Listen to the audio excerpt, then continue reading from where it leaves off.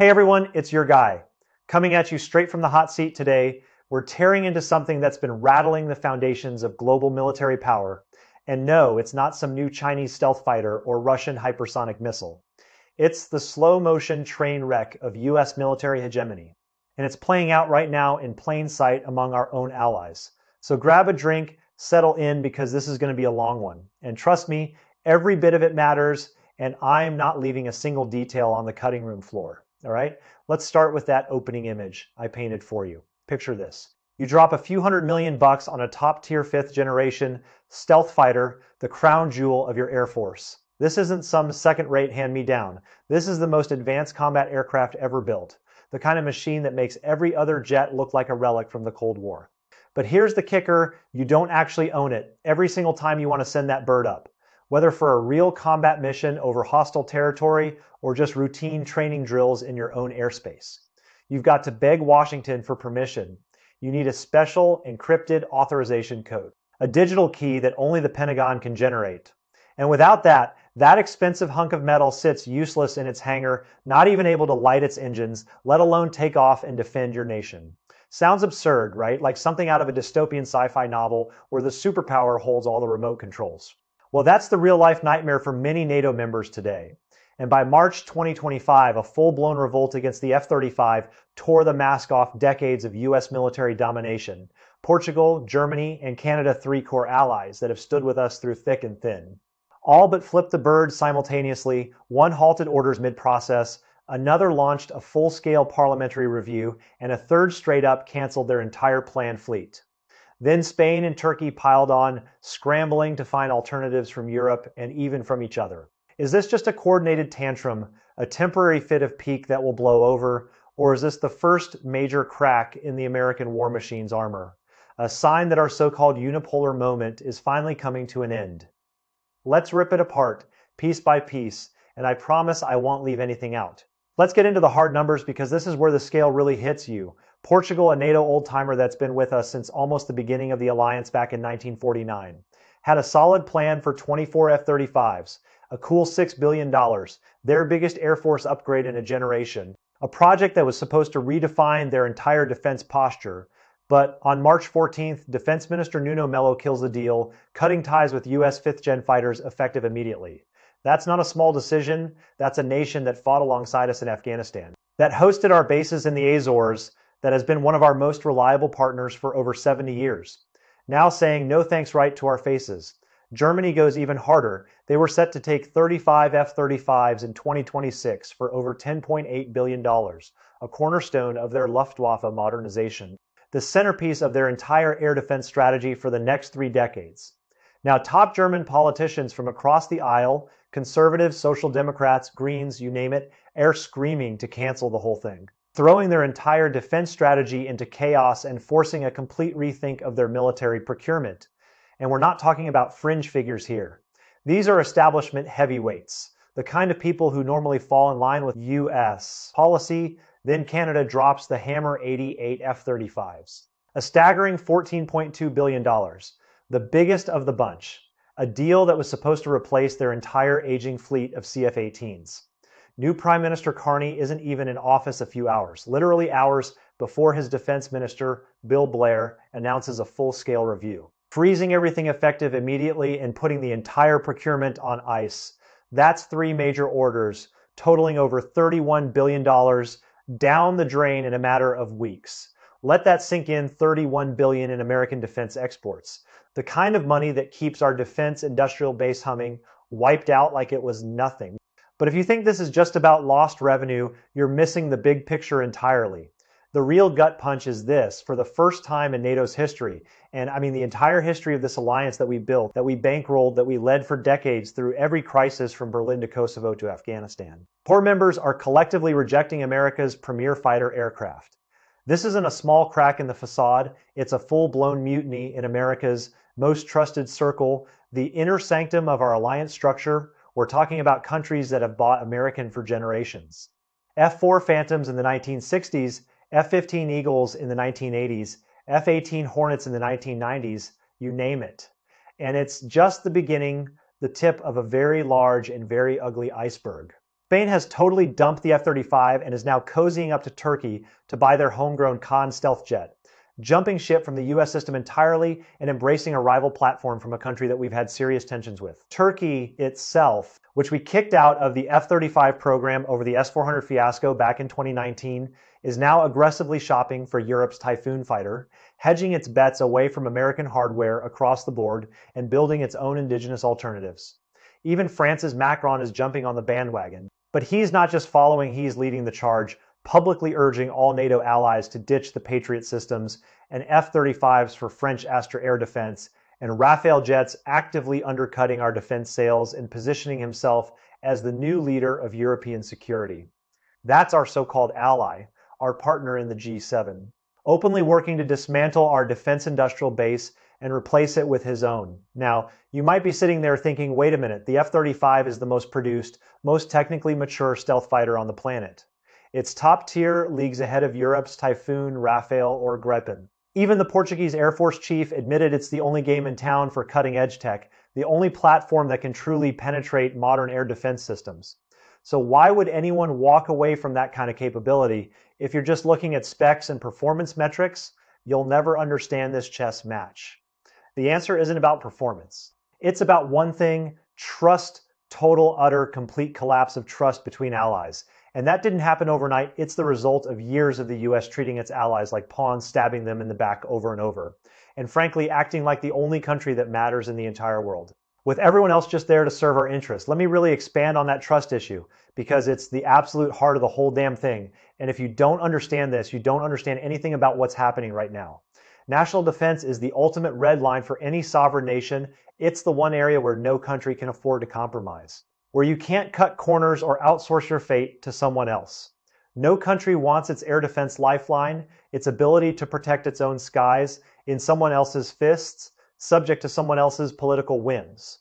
And the US has made it crystal clear to every European ally that NATO's protection is really just a leash. And American advanced weapons are just tools for control, period, full stop, end of story, the breaking point, the Trump years. Without a doubt, before that, the US at least kept up the pretense of partnership, the fiction of a shared destiny and mutual respect. We consulted allies. We listened to their concerns. We at least pretended their opinions mattered, but Trump ripped that mask off completely and threw it in the trash, putting America first at any cost, sidelined Europe on major diplomatic initiatives, cutting backroom deals with Russia without consulting anyone, throwing Ukraine under the bus repeatedly to score political points, and casually threatening to pull out of NATO like it was a country club membership he was tired of paying for. And it wasn't just Trump. Elon Musk and other influential figures kept dangling withdrawal and troop reductions as leverage to squeeze Europe for more defense spending, all of it designed to funnel more money straight into US defense contractors' pockets. Even the NATO Secretary General admitted that trust hit rock bottom, that the damage to the alliance's cohesion was unprecedented after so many betrayals, so many broken promises, so many instances of being thrown under the bus.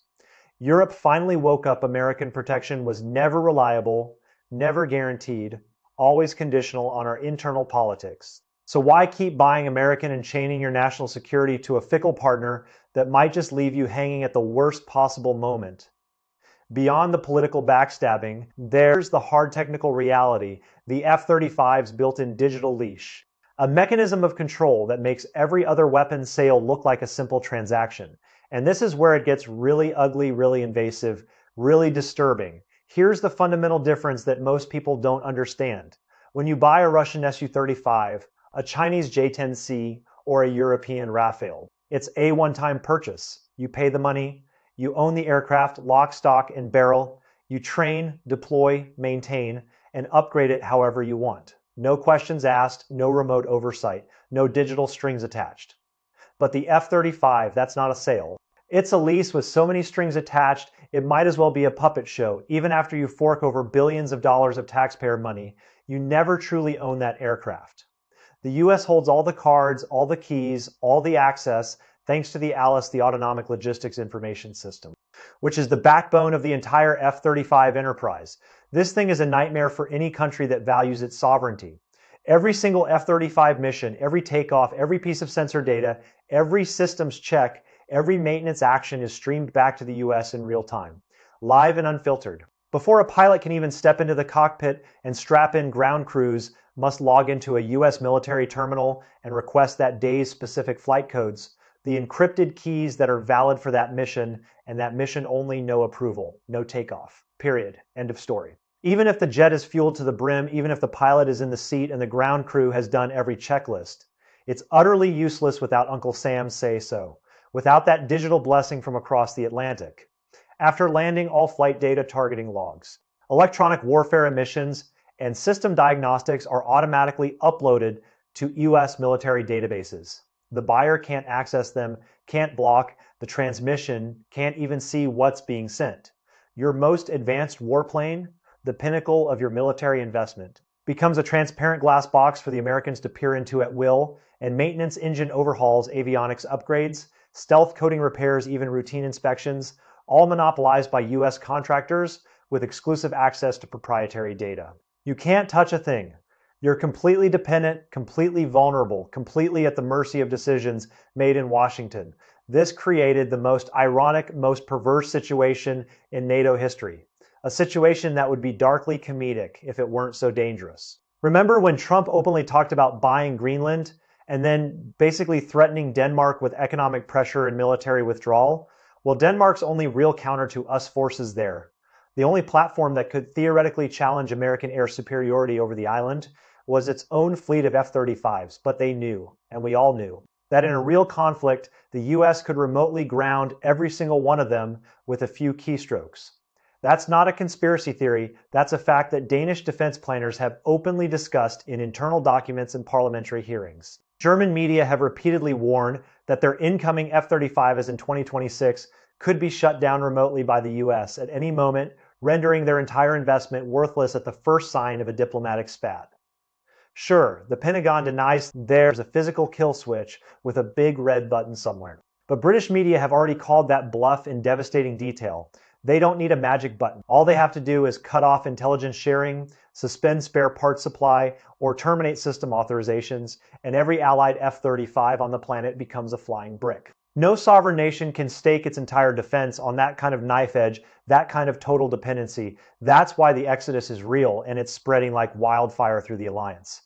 Now let's talk about what happens next, because this is where the story gets really interesting, really consequential, really game-changing. Once trust evaporates, you don't just sit there and accept your fate, you fight back, you adapt, you build alternatives. Europe is now on a full-on de-Americanization sprint, and they're not messing around, not holding back, not waiting for the next election to see if things change. France and Germany are leading the charge, but they're taking different paths. And honestly, it's fascinating to watch how each country plays its own game. Macron is out there pushing for a European nuclear umbrella, breaking free from US nuclear dependency after 70 years of reliance on American extended deterrence, while aggressively flogging the Rafale as the F-35 replacement across the continent.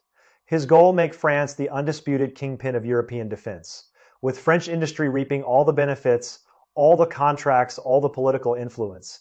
And honestly, can you blame him? He sees a vacuum, he sees our allies losing faith in us, and he's moving to fill it with French capabilities. Germany is more cautious, but just as determined, if not more so.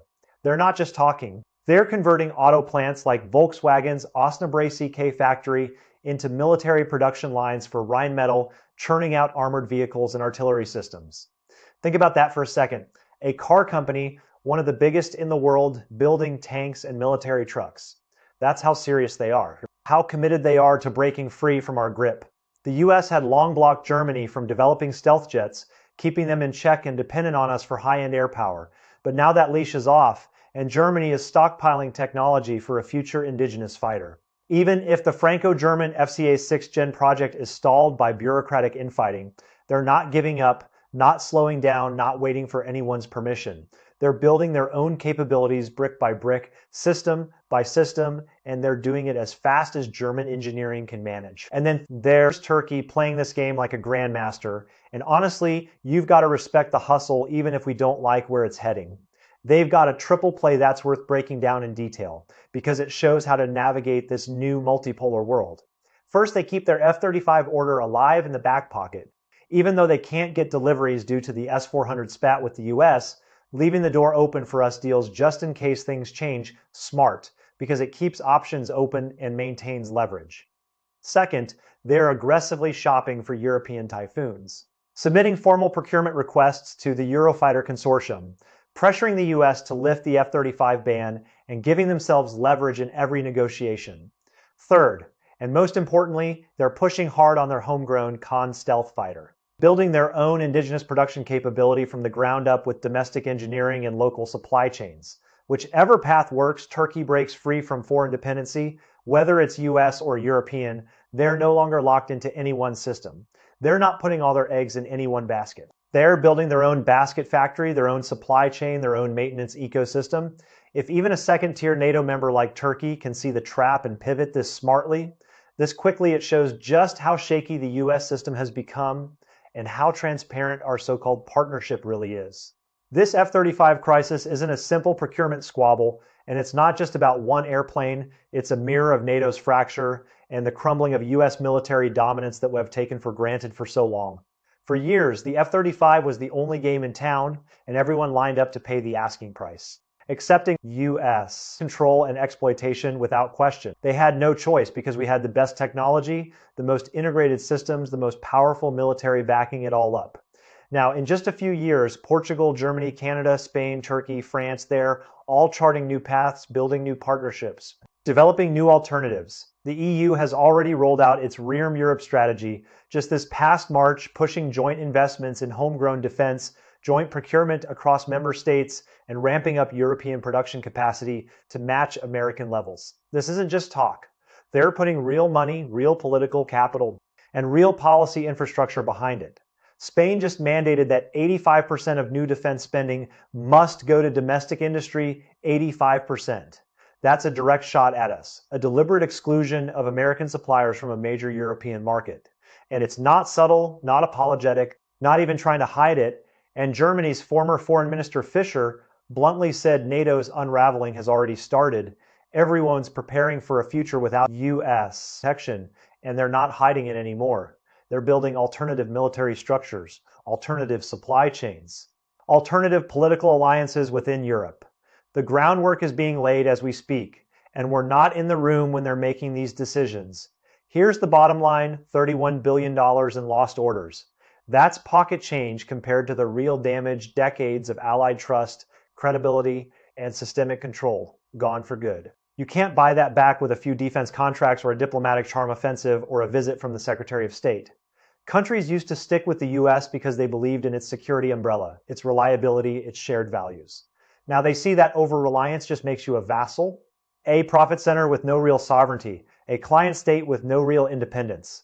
The F-35's backdoor, the mass cancellations, the rise of European and alternative arms industries, all of it signals the end of the US monopoly on cutting-edge defense technology. The new world order is diversification, localization, and pushing back against hegemony, and we did it to ourselves. We pushed them away with arrogance, with short-term greed, with a complete disregard for what they actually needed and valued. We treated allies like customers, like markets to be exploited, and now they're voting with their wallets and their national security strategies. So here's my final question to you, and I really want you to think about this deeply before you answer. If your entire Air Force's combat power, its very ability to fight, to defend your homeland, to project power depends on another country's whim, on the mood of a foreign leader, on the outcome of an election thousands of miles away. No matter how advanced your jets are, would you really feel safe going to war? Would you bet your nation's survival, your people's lives, on a partner that's already shown you the door once, that's already pulled the rug out from under you? Would you trust a system that can turn your most expensive weapons into paperweights with the flick of a switch in a building you can't even see? I know my answer. Drop your thoughts in the comments. I genuinely want to hear what you think, because this isn't just about Europe or NATO. This is about how the world sees us now, how our allies and adversaries alike perceive our reliability, our credibility, our staying power, and frankly, from where I'm sitting, it's not pretty. That's it for today. I know this was a long one, probably the longest I've done in a while, but some stories need the full treatment, and this is one of them. This is the kind of story that historians will look back on as a turning point. And I wanted to make sure you had all the facts, all the context, all the perspective. I'll catch you in the next one. Peace.